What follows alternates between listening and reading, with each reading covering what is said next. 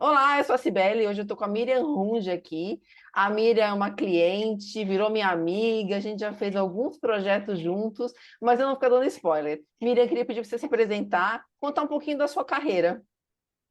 Sibeli, obrigada pelo convite, é um prazer estar aqui contigo, podendo falar um pouquinho dessa trajetória. Então, eu sou arquiteta há 30 anos de formada, atuação no mercado de arquitetura, tanto arquitetura de interiores quanto mostras, corporativo, construção. E eu também sou professora de pós-graduação, entrei nessa área da pós-graduação já faz mais de 10 anos, o que me levou a voltar a estudar, voltar a pesquisar, e por isso eu caí, então, na área da neurociência aplicada e hoje o meu principal foco de trabalho é a neuroarquitetura e como os espaços impactam tanto nos relacionamentos, na nossa percepção, na nossa atuação e até no nosso desempenho dentro de um corporativo, dentro de um espaço de saúde, é o que hoje eu atuo mais fortemente nesse mercado. Miriam, eu vou pegar um gancho aqui, eu vou dar um spoiler aqui de um projeto que a gente fez para um shopping center. Nós fizemos juntas esse projeto, que só para contextualizar aqui, depois a Miriam pode entrar um pouco mais nos detalhes, é que além de toda essa ambientação para o bem-estar, a gente também, como marketing, eu sou da área comercial, eu tenho que focar também na promoção das vendas. E o quanto que a reformulação do ambiente, trocar os espaços de lugar, ambientar o espaço melhor, ele promove essa intenção para o consumo. Eu acho que é, muitas empresas, muitas lojas, muitos comércios, até o shopping center que a gente fez o estudo, estava perdendo muito em não se atentar para esses detalhes. Eu sei que você, enfim, você já rodou algumas praças aí, eu sempre vejo você postando sobre ambientes, né? Eu lembro que até uma vez você tirou uma foto da loja Farm aqui em São Paulo. A gente pode falar porque não é nosso cliente, não foi, mas se quiser ser, fica à vontade, pode nos contratar. E onde Estamos aqui, né? eles fizeram uma fachada toda verde. E aí eu ia te perguntar se você acha que essa composição da natureza com a arquitetura pode aumentar a sensação de bem-estar. Como é que você vê que essa neuroarquitetura pode impactar no consumo, pode impactar no bem-estar? Você pode ficar à vontade para dar exemplos, porque você quiser aqui. Perfeito. O que que acontece? A própria composição do espaço ao natural, ela já nos induz a fazer um caminho, a olhar para um determinado local, mas até bem pouco tempo atrás, isso era baseada na expertise, na experiência, na intuição, no olhar para outros projetos que haviam dado certo. Hoje a gente consegue fazer um projeto, estipular o que que a gente quer de resultado daquele projeto, porque eu sempre gosto de dizer que o início do meu caminho na neuroarquitetura foi lá atrás, no neuronegócios e no marketing, é claro. Eu sou uma apaixonada pelo marketing, eu sou uma apaixonada pelo resultado que o marketing busca. Então, quando a gente olha um ambiente, um espaço, que eu trago, por exemplo, elementos da natureza, como é o caso que você citou aqui da loja da Farm, a gente fez um experimento com isso, inclusive, né? Com ou não detalhes que simulam natureza, se as pessoas percebem mais valor ou não. Né? E se concluiu que sim, que quando a gente traz detalhes da natureza, quando a gente tem uma arquitetura mais elaborada, que impacta mais na percepção, e isso a gente consegue hoje medir, né? Com certeza as pessoas têm um impacto diferenciado naquele ambiente, ou elas podem permanecer mais, ou elas podem pagar mais. Então, sim, as empresas que não estão se atentando para isso, para o seu espaço, não é só simplesmente colocar uma fileira, pensar nos fluxos, a gente precisa pensar em toda essa jornada desde o início. Hoje, inclusive, eu estava lendo um artigo sobre arquitetura hospitalar, que a gente está trabalhando num projeto hospitalar, e ele estava citando sobre a jornada do cliente começar no estacionamento. Coisa que ninguém pensa, né? Onde é que eu vou estacionar? Já começa ali a minha jornada. Então, essa jornada, eu sempre gosto de dizer assim: se nós projetamos os ambientes e os ambientes impactam no nosso comportamento, na nossa atitude, na nossa tomada de decisão, na nossa percepção, com certeza nós projetamos tudo isso que as pessoas vão fazer, nós projetamos por onde elas devem caminhar, para onde elas vão olhar e, né, que seja muita pretensão, o que que elas vão, de que forma elas vão ser impactadas lá no final. E Miriam, os projetos que a gente já rodou juntas, sempre o foco foi mais o eye tracker, né? Porque a gente tem toda a parte visual. Eu vou pedir para você explicar um pouco sobre a importância do eye tracker para o teu negócio, mas a gente também pode, né, como a gente já fez, usar as outras ferramentas. A gente pode usar um teste implícito, a gente pode usar um facial coding para medir a atenção. Então, vamos dizer, dentro de uma loja, a gente tem ali as prateleiras lá direito e esquerdo. O que chama mais atenção? A gente consegue medir a atenção, consegue medir a pessoa olhar para o lado direito e ela gostou, não gostou, quais emoções foram despertadas, lado esquerdo, a mesma coisa. Mas eu acho que o eye tracker é o ponto alto da neuroarquitetura, né? A gente, enfim, fez um experimento junto, pontual, que você sabe qual de uma peça ali que tinha um bichinho, vou pedir para você explicar. E eu queria que você contasse um pouco sobre esse projeto e como a gente rodou o eye tracker, se você acha que você teria tido a mesma percepção daquele espaço sem o uso dessa ferramenta. Bom, eu sou uma apaixonada pelo iTracker, eu adoro o mapa de calor, né? Porque eu acho que ele traz muitas referências e muitas respostas ao longo do projeto. Eu comecei a minha trajetória na arquitetura já fazendo análises com o iTracker dentro do varejo. E aí a gente acaba concluindo que muitas vezes um produto não vende, não é porque ele é caro, ou porque ele não é bom, é porque simplesmente ele não foi visto ao longo, né, daquela jornada toda ali do cliente, ou ele está do lado de algo que chama muito mais atenção do que ele, e aí ele fica em segundo plano, né? Então, assim, para mim, a arquitetura ela é muito visual. O primeiro contato da arquitetura, ele sempre é visual. Então, o eye tracker, ele traz isso. E nós, arquitetos, nós trabalhamos muito a parte gráfica. A arquitetura, ela acontece para nós muito na parte gráfica. Então, me parece assim que ele é a ferramenta mais adequada para a gente poder testar da mesma forma que a gente fez nesse projeto. Então, é um parque temático na Serra Gaúcha, um parque destinado a todas as idades, não é só público infantil. E nós tínhamos uma área que era a última área do parque, uma área de descanso, uma área sem atrativos, sem atrações. Não havia brinquedos ali para, talvez brinquedos para crianças bem menores ou para, sei lá, uma avó que quer descansar ou alguém que está com um bebê e não vai acompanhar o pai com o filho mais novo, talvez ao longo das atrações ali, mas a gente precisava chamar atenção para esse local. E aí, no meio das discussões de projeto, se pensou o que colocar ali, e a gente chegou à conclusão de que algo que chamaria muita atenção seria, então, uma grande pelúcia com o rosto focado, virado para a pessoa. Mas como saber se realmente isso vai dar certo? E aí é que entrou, então, o nosso experimento, que comprovou, eu diria assim, foi gol certo ali de, bom, quem olhou para ali, olhou, né? E comprova também para a gente que quando a gente coloca um rosto num anúncio, indo um pouquinho mais no marketing, né? Quando a gente coloca um rosto, quando a gente fala, quando a gente olha nos olhos da pessoa, a gente chama. Então, com certeza esse olhar, ele até hoje, ele dá muito certo lá, porque existem várias atrações, mas as pessoas olham, percebem direto e vão até a pelúcia e fazem a foto e postam, que é também um objetivo que a gente queria ter, né? Que aquele espaço ali fosse o espaço onde as pessoas já começam a divulgar, já estão terminando a visita e já começam, então, a fazer isso. E o nosso experimento, ele validou esse esforço de projeto, essa discussão toda em cima do comportamento. No marketing, a gente tem muitas vezes aquela questão assim, poxa, estou numa empresa, e aí a gente vai validar. Então, assim, vamos fazer uma caixa roxa ou uma caixa laranja, né? E entra aquela discussão, por que a gente vai fazer? Aí tem uma votação geralmente interna, né? Que é super eficiente, inclusive, e no final das contas, né? Você escolhe a laranja, aí vem o presidente da empresa e fala, não, gostei da roxa. E aí você põe a roxa. Eu acho que na arquitetura não acontece isso, né, Miriam? Quase nunca acontece.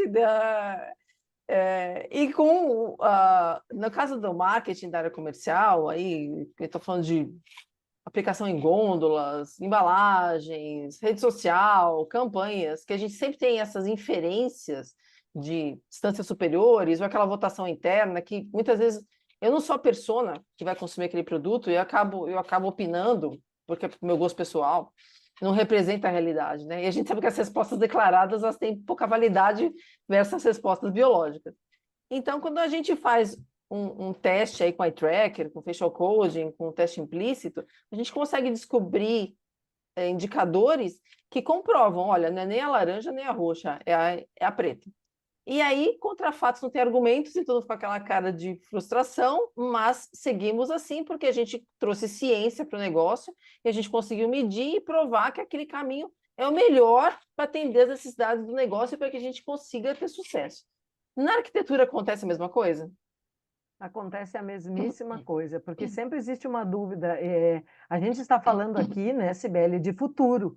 Então, o futuro, amanhã, a gente tenta prever, mas ele é sempre incerto, insabido, e a gente está tentando adivinhar o que vai acontecer lá. E o comportamento desse consumidor, ele vai mudando. A gente está todos os dias alterando o nosso comportamento, alterando o nosso gosto, alterando a nossa percepção. Então, eu acredito que a ferramenta, ela traz isso para a arquitetura também, sabe? Quando eu estudo, por exemplo, uma fachada, eu já consegui provar para um comércio, né, um varejo muito grande, que as pessoas não olhavam o nome do varejo, e sim o nome de um dos patrocinadores. Então, com um simples teste de eye tracker ali, eu disse, olha, qual é o seu grande objetivo aqui? Que as pessoas vejam que você vende a determinada tinta aqui dentro, ou que saibam quem você é, né? E aí ele ficou meio assim, poxa, mas todo mundo tinha votado e tal, na posição do letreiro aqui, eu digo, aqui está a prova. Então acontece muito em arquitetura, assim, e quando a gente traz esses resultados para as pessoas, às vezes elas caem para trás, assim, porque elas se dão conta de que elas mesmas olharam para outro lugar, né? Que elas foram levadas, porque eu vejo em outro vídeo aqui, tu já comentou e comenta sempre, a gente não comanda, não controla tanto para onde a gente está olhando. Parece que sim, mas quando o nosso cérebro fica curioso com algo, ele vai automaticamente, ele leva o olhar para lá. Né? Quando ele vê algo muito diferente, às vezes a gente tem que fazer força para, nossa, mas que roupa estranha, e aí a gente olha automaticamente, o cérebro estranho, e a gente acaba tendo, né? São as leis da sociedade ali que fazem com que a gente não olhe para não ficar muito chato, mas a gente olharia. Então, a gente não controla isso, são esses estímulos que a gente está medindo aqui. E na arquitetura, é claro que vai acontecer de alguém dizer que tal cor é mais bonita para o marido que agradar a esposa, né? Ou no próprio varejo mesmo, uma fachada. Nós já tivemos a gente teve um experimento iniciado numa empresa onde a gente percebeu de cara assim que os produtos não eram vistos, que nada daquilo que estava sendo comunicado dentro daquela loja era visto pelo consumidor que entrava. Então, realmente, acontece na arquitetura e a gente tem como trazer essas provas, essas imagens aí, para poder mudar um pouquinho isso, né? Mudar esses resultados no mercado. E é o que você falou, assim, a gente começa a jornada, não é na hora que a gente entra numa loja, por exemplo, num shopping, começa no estacionamento, no hospital, começa no estacionamento. Quantas vezes eu deixei de ir em algum lugar porque, putz, onde eu vou parar o carro? Será que tem algum lugar para comer perto? Então, se a gente conseguir mapear toda essa experiência que hoje em dia, graças a Deus, se fala muito na experiência do cliente, do usuário, se a gente conseguir mapear e a gente conseguir prover através da arquitetura exatamente um ambiente que satisfaça a necessidade dessa pessoa, a gente vai ter um lugar muito mais agradável, né? Não precisa nem estar totalmente ambientado, mas só da gente saber o que convém ali, né? Eu vou te contar uma história. Eu fui semana passada, eu fui conversar com um cliente e ele tem ali um espaço no coworking E quando eu cheguei no coworking, é um lugar super legal, super moderno, super, super, hiper tudo tecnológico. Você vai para São Paulo, você tem que ir lá conhecer, Miriam. Se você que adora esses espaços diferentes, vai ficar enlouquecida, vai tirar 1000 fotos. E ele é todo feito composto com containers, assim, super moderno, sabe? Tem aceleradoras de startup, empresas de inovação. Eu me senti assim, chegando no Vale do Silício, aqui em São Paulo. Eu falei, uau, que lugar incrível. Olha o impacto do ambiente já na percepção Olha, inicial da mas pessoa, você olha o vai ver impacto. aonde eu vou chegar. Aí eu entrei, primeiro que eu passei de carro na porta e eu não vi, eu vi que tinha um estacionamento, mas eu não vi sinalização, pare aqui. Só que eu vi que ao lado tinha um estacionamento com pare aqui. Eu falei, bom, eu entendo que esse estacionamento desse espaço é privativo, é só para realmente quem trabalha ali. E, sabiamente, alguém tinha aquele terreno do lado e fez estacionamento do lado para suprir os visitantes. Aí eu estacionei do lado e fui até a recepção. Me anunciei, aí a mocinha falou: você pode entrar e vem até a recepção que eu vou te anunciar. Só que pensa um espaço, assim, um terreno gigantesco, cheio de containers, galpões, super hiper moderno. E eu comecei a andar.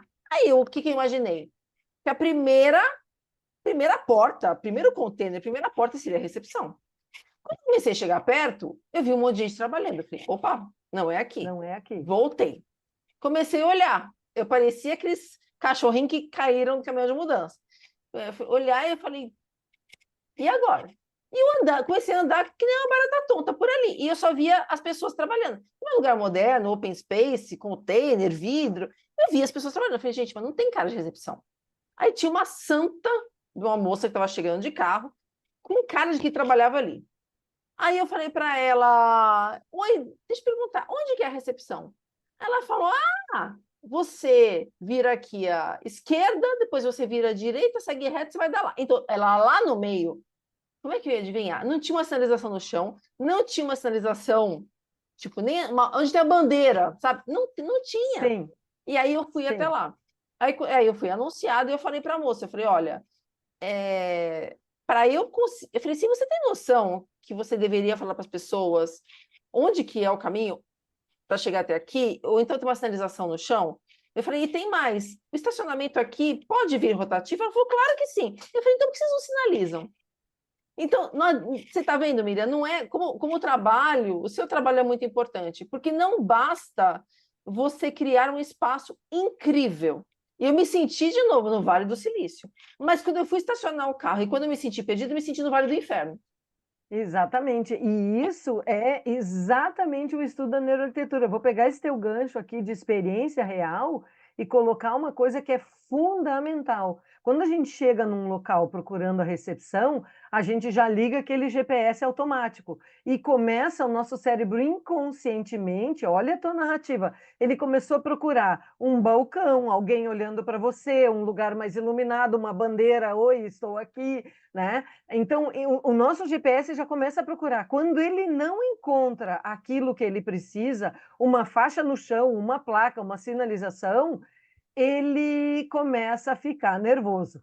Sim. E quem já perdeu o carro no estacionamento do shopping sabe do que eu estou falando. A gente se sente um idiota porque parece tudo tão simples e, na verdade, não é. Nós temos um case famoso aqui em Porto Alegre de um shopping center que contratou inúmeras pessoas para trabalhar a sinalização, wayfinding do shopping, para situar, porque as pessoas desciam no andar e achavam que estavam em outro. E até hoje eu preciso pensar qual é o caminho que eu fiz, em que andar eu desci, porque ainda, acho que está na hora de eu dar uma passada lá. Ainda não está resolvido esse assunto sob a ótica da arquitetura. Então, olhar sob a ótica de quem não conhece o lugar, pensar nessa jornada desde lá do estacionamento, por sorte tinha um do lado, porque se não tivesse, já está no estresse de novo, né? Então, assim, como é que a gente comunica isso? Como é que a gente pensa? Eu sempre digo, às vezes, algumas coisas que são feitas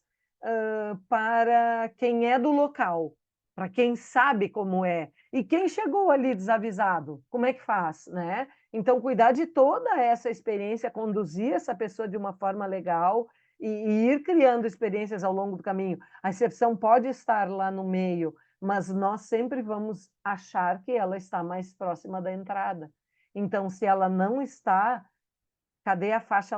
Siga setas amarelas, siga a faixa laranja no piso, procure as flores tais. Existe um container laranja lá no meio, é lá que eu estou, sabe? Você já veio aqui alguma vez? Porque se já veio, já sabe. É sua primeira vez. Tudo isso é muito simples e a arquitetura, sim, pode contribuir de uma forma espetacular para essa jornada aí, né? Ser cada vez mais incrível. E como é fácil fazer isso, né, Miriam? É fácil? Lógico, não é Para a gente fácil. é. Para a gente é, porque a gente Mas estuda olha, isso. É, mas vai falando. ter. Não, mas vai ter muita gente que vai entrar lá e não vai ter a tua percepção, porque tu já estudou isso muitas vezes. A pessoa vai ficar perdida, ela vai chegar atrasada, ela acha que ela é a pateta que não viu, né? Ela Sim, não vai atribuir isso a um projeto que faltou um pedaço. Ela não faz a menor ideia, às vezes, né? E exatamente. isso vai só subindo esse cortisol aí. Já Agora chegou na imagina, reunião?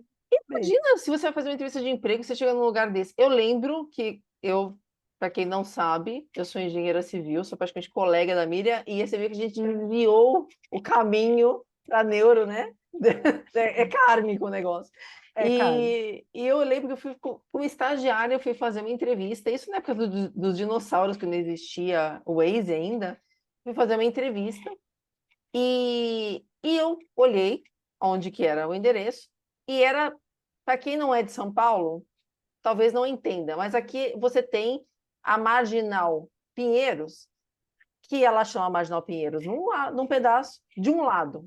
Ela tem outro nome em outro pedaço daquele lado. Do outro lado, ela tem outro nome. E na Marginal Pinheiros, sentido Osasco, Interlagos, ela tem uma faixa adicional. É como se fosse uma marginal paralela. E Uhum, ela tem um uhum. terceiro nome, e era ali a bendita da construtora que eu ia fazer a tal da entrevista. Quem falou que eu achava a rua? Aí, enfim, eu saí, eu sou super pontual, para quem me conhece sabe, eu saí com horas de antecedência e eu realmente eu achei a rua dentro do meu timing. Mas eu não achava o número, porque a empresa que eu ia fazer entrevista, assim como todas as outras edificações daquele pedaço, que supostamente era onde eu ia, não tinha número, não tinha sinalização numérica na porta. Também não tinha uma faixa escrito X construtora. Não É tinha. aqui, o Não logo, tinha. o nome. É. Juro para você, Miriam. Eu juro para você. Eu depois. Aí eu comecei a procurar loucamente. Eu comecei a tocar campainha nos lugares. Ninguém nem sabia o que que era. Empresa tal, não sei, porque era. Não devia ser uma construtora gigantesca, tipo Odebrecht, Claro, né? claro. E aí eu lembro que eu achei um orelhão, eu liguei, ó, estou entregando a idade aqui 100%. Eu Oh, liguei e eu falei para a moça assim, eu não encontro o número. E ela falou para mim, eu lembro que ela falou para mim, é uma casa laranja. Eu falo assim para ela, mas não tem casa laranja. Resumo da ópera, eu perdi a entrevista. Eu nunca achei esse imóvel. Você tem noção do negócio desse? eu tenho noção, porque isso já aconteceu comigo. E Porto Alegre tem algumas coisas que acontecem assim, não diferente de São Paulo, acho que isso acontece em todas as cidades. Uma rua que atravessa algo como a Marginal e continua lá do outro lado, né? E aí lá do outro lado ela continua num outro sentido, assim, tem outra mão, enfim. E muitas vezes eu lembro quando eu era bem jovem, né, na minha infância, muitas vezes eu encontrava com as pessoas e elas assim, eu estou procurando o número tal, eu estava indo para a faculdade, eu indo para a escola, eu cruzava naquela esquina, olha, eu estou procurando o número tal, a rua acabou, sim, a rua acabou, tinha avenida do outro lado, tinha um muro, e eu digo, olha, tem que atravessar por lá, passar lá por baixo da passarela, fazer toda a volta lá atrás, você vai, é como se fosse cruzar a linha do metrô, né? O nosso micrometrô aqui em Porto Alegre. Então, assim, dar às pessoas um caminho fácil, facilitar a vida delas. E a gente está aqui numa macro escala falando da cidade, mas a gente pode levar isso para dentro de uma loja, a gente pode levar isso para o varejo, a gente pode levar isso para um andar hospitalar, né? A gente pode levar isso para chegar num elevador e ir para o andar de cima, para chegar numa UTI, dar às pessoas a informação para que seja simples e fácil o entendimento. Você estava nervosa pela entrevista. Já era um cortisol mais alto ali, né? Pela questão de ser submetida a uma entrevista de emprego, de estágio, enfim. Então, já está com o cognitivo ali comprometido e preocupado. Quando uma pessoa chega num hospital, por exemplo, chega numa loja distraída em alguma coisa, ela também vai estar assim, ou distraída, ou preocupada, ou com um parente internado. Tudo aquilo que puder ser mais fácil vai ajudar e vai impactar de uma forma muito positiva, mesmo que ela não perceba isso. Então, a gente está impactando inconscientemente nas pessoas quando a gente cuida desses pequenos detalhes, né, de referência. Mas que bom que já inventaram, né, a localização no WhatsApp para os perdidos por aí, né? A É, tecnologia veio para ajudar também. que bom, né? Mas a gente que é um pouco mais antiga, né? A gente passou uns perrengues. Mas você vê como é muito, é meio simples assim, né? Como eu estava falando. Sim, É muito simples simples. depois que você tem a solução na cara. Mas são coisas assim que, obviamente, a arquitetura faz, mas quando você tem o conhecimento que você tem de neurociência aplicada à arquitetura, você tem a explicação por que que se faz essas coisas. Eu fui no prédio da minha prima, ela deu um almoço outro dia, tem um mês mais ou menos, e ela mora num condomínio gigantesco. E aí a moça da recepção falou para mim assim: você sabe onde que é o. Era bloco XPTO, andar, não sei o quê, entrar pela garagem. Ela falou assim: você sabe como é que você chega lá? Eu falei: não. Ela falou: para você chegar no bloco da sua prima, basta você seguir a faixa amarela no chão. Olha que simples. E isso é o que os hospitais, alguns, fazem. Então, assim, ambulatório, faixa verde. Que no final das contas é uma sinalização de projeto hidráulico, né? De edificação. Uhum.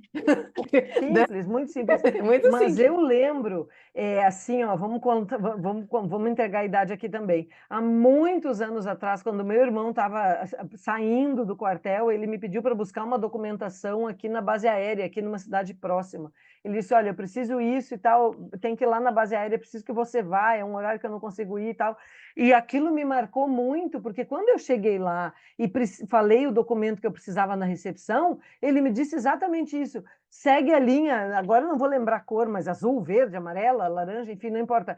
E aí eu olhei para o piso e aquela linha terminava no elevador. Quando eu entrei no elevador, tinha ali o botão, aperta esse, né? Continua no andar tal. Cara, foi tudo muito fácil. Então, a arquitetura está aí, a sinalização está aí, o nosso conhecimento está aí, né? Para poder facilitar essa jornada do cliente, deixar tudo mais agradável. E aí a gente impacta nesse comportamento de forma mais positiva, fazendo as pessoas ficarem mais tempo e, por que não, consumirem mais ou se sentirem melhor nessa questão do hospital que a gente está falando, ou até chegarem melhor na entrevista de emprego, né? Poderem entregar todo o seu potencial nessa entrevista, ao invés de nunca passarem por ela. É bem isso mesmo. E uma vez você me mostrou um projeto, eu acho que assisti uma palestra sua. Enfim, esse não foi a gente que fez, infelizmente. Mas de um hospital todo branco e de um hospital ambientado. Uhum. Que diferença que dava na percepção de quem estava esperando e quem estava acamado efetivamente? Porque eu acho que assim, as pessoas não têm medo de dentista, têm medo do barulho do dentista, daquele motorzinho, não é? As E da dor. pessoas. É Da porque dor. A é gente a só tem medo da dor, consequência, né? é Nada a é a dor. consequência. É que o barulhinho causa dor, né? Uhum. O hospital, aquele ambiente frio, aquela coisa metálica, você já entra lá, você fala assim, nossa, eu vou sentir desconforto, eu vou sentir dor, eu vou ficar né, prefiro me leva, né? Tipo, Não vou. Não vou, vou evitar é, isso, porque é é isso. exatamente. Então, se você tem um É. ambiente mais acolhedor, e isso, obviamente, né? A gente tem a arquitetura hospitalar, como você falou, mas quando você tem esse olhar da neuro, que você entende que você pode quebrar essa má experiência numa ambientação, onde as pessoas, tantas pessoas que estão internadas, ou vão passar por um tratamento, ou uma consulta, ou até quem está ali de acompanhante, porque às vezes é pior você ser acompanhante do que você estar ali. Sim, Eu sim. acho que Ninguém pensa no acompanhante. O acompanhante não é, existe, existe o paciente. Aham. Só que o paciente, às vezes ele tá lá, eu falo assim, minha mãe, ela ficou internada nos últimos anos 2 vezes, e assim, ela estava ali, dava um sossega-leão para ela, porque ela estava em recuperação, ela dormia o dia inteiro. Agora, eu e meu irmão, nossa, sabe, era uma lanchonete capenga, era um ambiente gelado, era tudo muito ruim. Então, assim, poxa, por que que a gente não pode pensar em toda a jornada de todos que estão envolvidos ali? E vou falar, não é só para o paciente que pode ter uma recuperação melhor, né? E a gente pode pensar neurocientificamente como é que ele se sentiria, como é que ele poderia melhorar mais rápido com isso. E também a condição do acompanhante. Mas vamos pensar no médico que está ali, que está o dia inteiro naquele ambiente horroroso, na equipe de enfermagem que está ali o tempo inteiro, na equipe de fisioterapeuta, enfim, todos os profissionais da saúde envolvidos, o quão é diferente quando a gente vai num restaurante, mesa, piso branco, cadeirinha Iluminação de ruim, plástico, e você vai comer uma comida X, você vai comer a mesma comida X num restaurante, um ambiente, você vai pagar mais caro, você vai se com sentir super certeza. confortável, super feliz, e você vai voltar muito mais vezes. Então, Perfeito. quando a Uhum. gente faz Isso faz essa. parte de uma pesquisa. Esse ambiente que você citou aqui, ele faz parte de uma pesquisa. Eu chamo o corredor da morte, né? Porque ele é uma referência dentro de um posto de saúde referência aqui na minha cidade. E, na verdade, assim, é uma rampa que liga 2 andares que, cara, é o corredor da morte ali, não tem nenhuma atratividade, né? Mas isso vem de uma arquitetura do passado que ela era também muito brutalista por conta de influências, né, da arquitetura do brutalismo, do concreto, do tijolo, do material aparente, mas também da falta de opção para a arquitetura hospitalar, nesse caso específico. Até a arquitetura do restaurante, ele precisa ser limpo todos os dias. Então, aquela mesa precisa ser higienizada, né? A cadeira, tudo. Então, a gente fica um pouco limitado, né? No passado, hoje a gente já tem tecnologias de, por exemplo, persianas com fungicida bactericida. A gente já tem tampos, materiais para parede, a gente tem materiais para móveis com bactericida, fungicida. Então, os hospitais estão completamente diferentes. E essa pesquisa, eu te ouvindo falar, assim, eu lembrei, ela se originou de um artigo que eu li de um designer que foi internado também. Ele ficou ali uns 10, 12 dias internado num hospital, e ao final dessa jornada aí, ele disse assim, olha, eu sabia que eu estava São Paulo, ele disse assim, eu sabia que eu estava num dos melhores hospitais, com a melhor equipe técnica, tudo maravilhoso, perfeito, mas eu também sabia que se precisasse ficar mais 10 dias naquele ambiente, eu ia enlouquecer, e com certeza eu precisaria de um tratamento extra, psicológico, psiquiátrico. Por quê? Porque o ambiente me oprimia, dia após dia. Então, para um tratamento de um dia, hospital dia, ok, mas para tratamentos mais longos, né? Para a gente não se alongar muito nesse tema, mas existem hospitais aí construídos com esse propósito, com o uso de neuroarquitetura, eu já visitei alguns, que estão apresentando seus dados. E é menor o tempo de internação, é maior o tempo de volta, por exemplo, o tratamento, né, oncológico, que tem ali a volta, 6 em 6 meses, 3 em 3, né? Começa a espaçar esse tempo de um retorno por conta também de que, ou diminuir mais facilmente, porque as pessoas se agradam do local. Elas não entram lá com o impacto de estarem indo para um tratamento. Então, elas entram lá com o impacto de que é um ambiente bacana, alegre, divertido, principalmente para o público infantil. A gente precisa trabalhar muito o público infantil, porque o adulto, ele sabe, ele vai, né? E o resultado dessa pesquisa, que, claro, ela foi uma pesquisa feita durante a pandemia, então eu não pude utilizar experimento, né? Não pude utilizar o eye-tracker estacionário com as pessoas no local. Foi uma pesquisa respondida, mas eu tive respostas de todas as regiões do país, tanto de pessoas que ficaram internadas, quanto pessoas que conviveram nos hospitais, acompanhantes e também funcionários, com relação a avaliarem os espaços, se eles eram... Você chega de manhã nesse espaço aqui, ele é motivador, ele é opressor, ele é neutro para você. Pouquíssimos espaços eram neutros, e as pessoas efetivamente, elas às vezes até respondiam assim: ah, eu vejo que tem equipamentos aqui nesse quarto, então provavelmente eu vou ter recursos, mas é um espaço assim que não me dá vontade de ficar. Então, é interessante isso, né? Até respostas assim que foram muito elaboradas, era só para clicar ali, e as pessoas faziam respostas bem elaboradas da sua percepção do espaço. E a gente conclui que num quarto mais bem elaborado, num quarto de recuperação de hospital, as pessoas já chegam de uma forma diferente. Outro dia, eu visitei um hospital referência aqui em Porto Alegre e casualmente postei uns stories, e naquele mesmo dia uma amiga minha estava entrando lá com o marido para se recuperar uma cirurgia simples de joelho. E ela disse: cara, estou aqui no hospital que você visitou, parece que eu estou entrando em um hotel.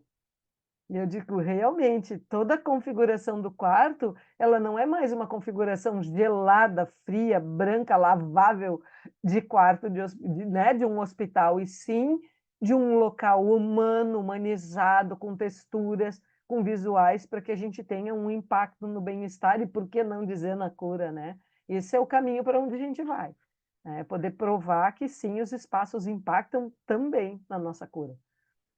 E, Miriam, essa é uma coisa tão importante assim para a arquitetura, a gente unir a neurociência com o design de espaços, com a decoração, em todos os aspectos, né? Seja um espaço comercial, seja num hospital, numa escola, numa empresa. Por que que a gente tem esse distanciamento do que é o ideal e o que seria e o que é o real? Você acha que falta a neurociência estar presente numa faculdade de graduação de arquitetura, por exemplo? Olha, eu atribuo isso a esse conhecimento. Primeiro, ele é muito novo, é tudo muito novo, é tudo muito recente. Se a gente for colocar a história da arquitetura, a história, né, que a gente tem aí, eu acredito assim que para nós que somos da área, por incrível que pareça, outro dia eu cheguei para palestrar sobre neuroarquitetura, e algumas pessoas nunca tinham ouvido falar sobre isso. Então, assim, eu acredito que ainda muito é informação. Então, a informação está na base. No momento que a gente tem todo mundo já sabendo que fazer exercício faz bem à saúde, uma alimentação saudável faz bem à saúde, né? E que a gente tenha esta informação de que é possível sim fazer testes, que é possível sim ambientes melhores, que a gente consegue conceber ambientes com um desempenho melhor. Eu acho que primeiro passa pela informação, todo mundo entender o que é que a gente está fazendo aqui. E depois passa pela aceitação. Porque eu te confesso, Sibeli, que quando eu comecei a ler sobre neuromarketing, comportamento humano, houveram algumas crenças que eu tive que desmanchar, coisas que eu acreditava ali, que eu digo, não, não é possível que seja assim. Aí a gente vai para um experimento, a gente vai testar, a gente vai olhar o comportamento das pessoas e a gente atesta hoje, realmente é assim, eu fiz isso, eu fiz exatamente aquilo que eu dizia que as pessoas iam fazer, né? Então eu sempre gosto assim de dizer para as pessoas, quando a gente passa para o lado do consumidor, quando a gente passa para o lado do estudante, quando a gente, né, a gente olhar como nós nos comportamos nos lugares, como a gente entra, a forma como você se sentiu entrando ali naquele ambiente, que embora lindo, não tinha a informação necessária para você e alterou a sua percepção. Então eu acho que passa pela informação, passa pela aceitação e passa, sim, pelo compartilhamento desse conteúdo já nas universidades, eu, por exemplo, sou professora de pós-graduação, tem gente que vem para a neuroarquitetura e sem nem bem saber o que é, né? Teve uma aluna que se inscreveu e disse, nossa, a primeira aula é muito chata, é pura neurociência aplicada, entendimento de funcionamento cerebral, não existe neuro sem entender o funcionamento cerebral, o funcionamento da nossa percepção. Tem pessoas que não querem estudar a memória. Como é que eu vou impactar a pessoa e fixar a minha marca se eu não entendo como é que a memória funciona? Então, eu acho que sim, passa pela informação, aceitação e compartilhamento de todo esse conteúdo aí. Eu acredito que ainda vai levar algum tempo para que a gente tenha esses resultados que a gente busca, né? Que a gente fale sobre neuromarketing, que a gente fale sobre neuroarquitetura e todo mundo entenda efetivamente o que é. E para a gente terminar aqui, o que você falaria para os profissionais de arquitetura, construção civil, decoradores e até para os clientes que não trabalham com a neurociência ainda aplicada a esse tipo de segmento do mercado? O que você falaria para eles? Olha, Cibele, eu falaria assim, é uma frase muito simples, a Terra gira, né? E gira ligeiro, muito mais rápido do que a gente pode imaginar. Quando eu me formei, pouquíssimas pessoas, eu sempre gosto de contar essa história porque ela contextualiza uma evolução que ela é rápida. Quando eu me formei, eu entreguei o meu projeto todo graficado a nanquim, aquilo era um cativeiro, a gente rasgava uma prancha e tinha que fazer toda ela de novo. A parte gráfica da arquitetura, da concepção do projeto gráfico, ele evoluiu assim de forma meteórica nos últimos 30 anos, que é o tempo que eu estou dentro da arquitetura e dentro desse mercado. Hoje a gente entrega um projeto absurdamente correto, com todos os canos calculados, né? Com todo o orçamento, com o prazo de execução, a gente consegue calcular quantas betoneiras de concreto vão acontecer, quando que elas chegam, que dia que isso entra na obra. Tudo isso evoluiu de uma forma meteórica, mas vamos colocar aí 30 anos. Né? Quem ainda não entrou nesse mercado precisa se movimentar, porque se hoje eu quiser entregar um projeto de um shopping center no tempo que se entregava há 30 anos, da forma que se entregava há 30 anos, eu estou fora do mercado. Então, essa terra parece que está girando mais rápido agora. Começou em janeiro algo, em dezembro já mudou, é tudo muito mais rápido. Então, quem ainda não entrou nesse mercado precisa olhar para ele, precisa entender ele, porque daqui, eu diria assim, daqui 5 anos, o arquiteto que não tiver o conhecimento da neuroarquitetura para aplicar, por exemplo, nas propostas, no atendimento do seu cliente ou até na execução de um briefing, porque é tudo muito antes do projeto. Na execução de um briefing mais assertivo, eu tenho muito pouco retrabalho nos meus projetos há muito tempo, e é uma grande dor dos arquitetos, o retrabalho. Por quê? Porque eu já aplico isso há muito tempo, eu já fui filtrando isso com o cliente, né? Eu envolvo ele nesse processo. Eu acho que quem não estiver se informando, conhecendo e estudando isso, vai ficar obsoleto e vai ficar fora do mercado. Então, acho que cada vez mais olhar para isso, olhar para o seu comportamento, olhar para o comportamento humano, porque é para aí, né, que a gente vai avançar, e quando a neurociência avança, toda a humanidade avança, né? Então a gente precisa avançar junto com ela.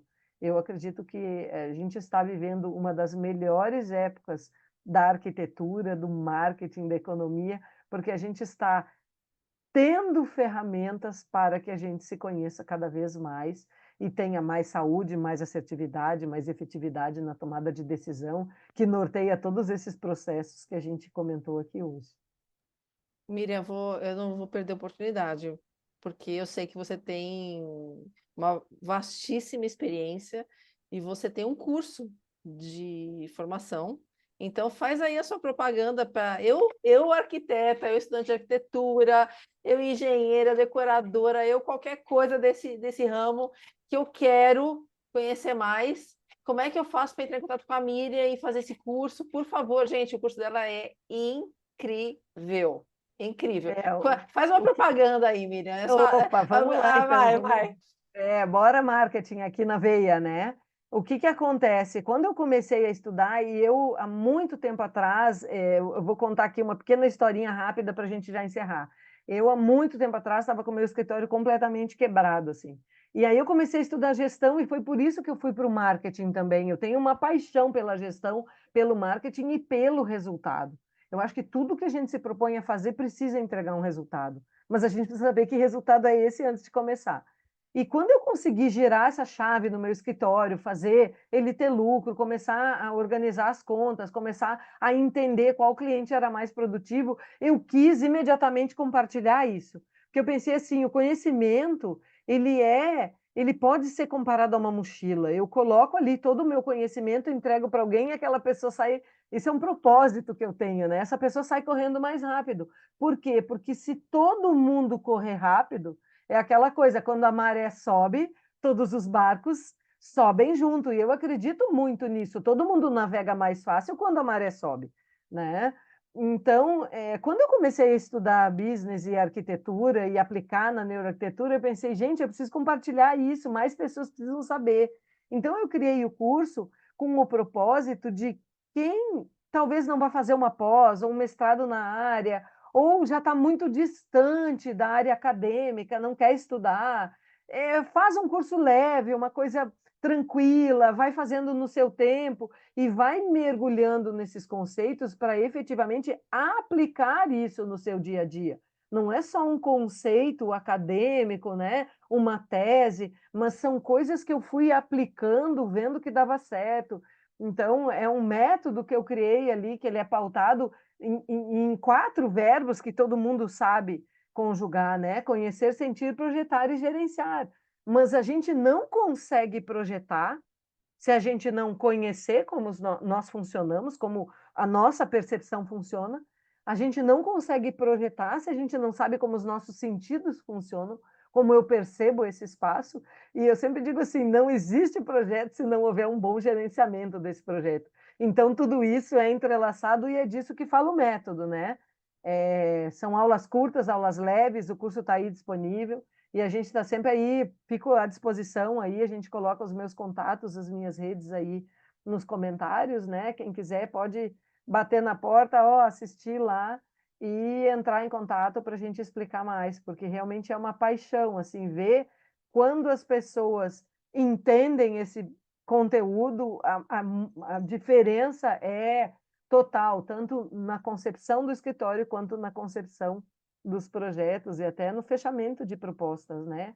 Propostas melhores, projetos melhores, enfim. Fica aqui o convite, então, para quem quiser mergulhar nessa piscina mais fundo comigo.